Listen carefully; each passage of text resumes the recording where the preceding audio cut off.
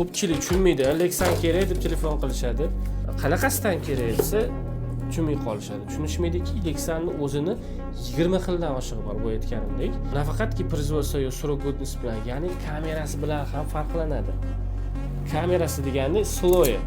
Bitta sloy, ikkita sloyli bo'ladi. Bu qimmatroq yuradi, bo'lib talabliroq bo'ladi. Sababi baquvvat. Qo'lim bilan ham, barmog'im bilan ham ezolmayman. Bemalol hozir imkon bo'lsa, turib kerak bo'lsa, oyog'im bilan mashina o'ziga tursam majaqlanib qolmaydi. Bu oddiy tezdan farqlab olish kerak. Plastik emas, bu polikarbonat.